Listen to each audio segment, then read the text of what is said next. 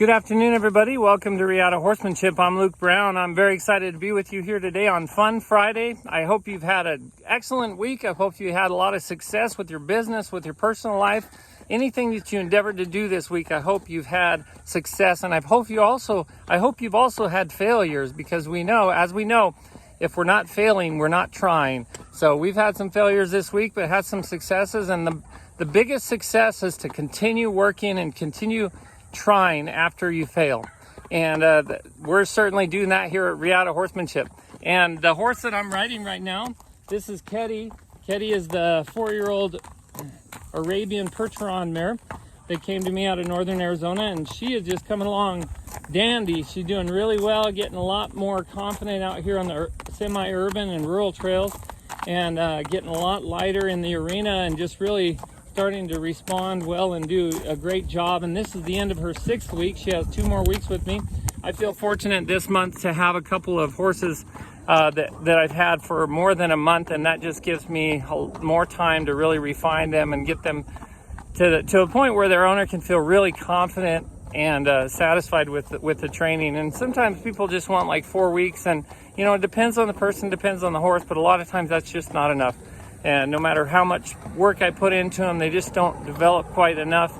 But if they get 6 to 8 weeks, a lot of times that really does the trick. So hope you guys have plans for a fun weekend. Stacy and I are going on a hot date tomorrow night. We're going to be going country dancing, and we haven't done that in a long time, and I'm really looking forward to that. We decided a while back that every week we would try to go on a date, make it a date, and do something fun to try to keep our relationship vibrant and keep the spark alive. And it's really important to do that. No matter how much you love somebody, you get stuck in the mundane things of your business and your life, and you tend to neglect each other. And so it's important that you spend time together. And I'm not lecturing anybody. We're far from perfect, but we are trying, and we're trying to keep that spark alive. And certainly it is alive. And I love my wife very much, Stacy.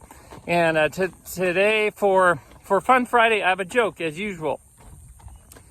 There was a 75-year-old man that, he was retired. He was alone. He didn't have any grandchildren. Actually didn't have any children. He just had worked really hard all his life, had a lot of money, but very, very little to show for it as far as his relationships go. And so he was kind of lonely and feeling like he wanted to do something to become more fulfilled.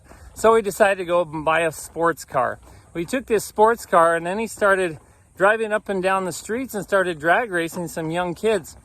And before he knew it, there was a policeman that caught him going 75 in a 35-mile-an-hour zone.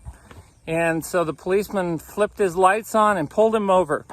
And the policeman walked up to the car, and he said, "Sir, you realize how fast you're going?" And he said, "Yeah, I was going 75. And he said, "Yeah, that's a felony to go 40 over the speed limit. Can I see your driver's license?"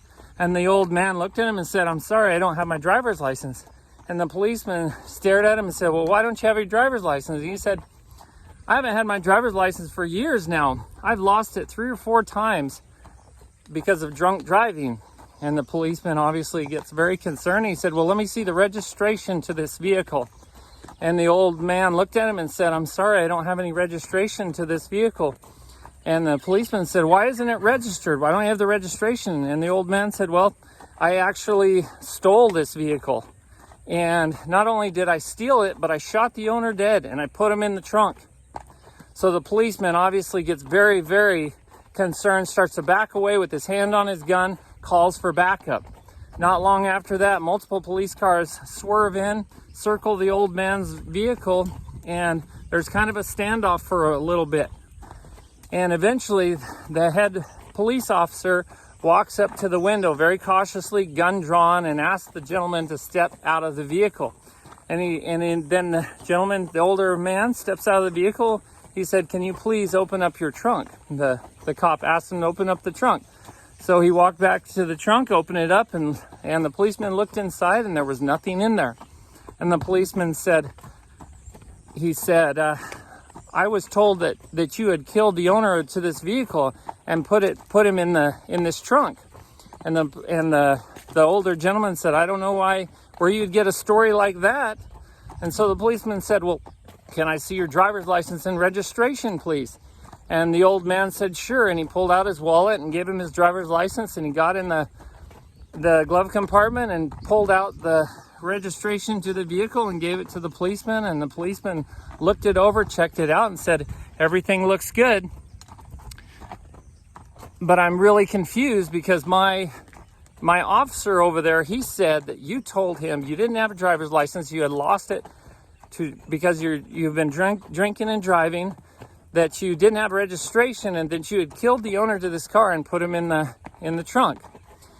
And the old man looked at him befuddled and said, well, I'll bet you that liar told you that I was going 75 in a 35 too. Oh, I heard that joke a few weeks ago, and it came to me again today. I actually tried to tell it a couple weeks ago, but I messed up the punchline. Anyway, I hope you guys have a fun weekend. Enjoy yourselves. Until next time, be thankful, live with purpose, live with passion, and as always, stay safe in the saddle.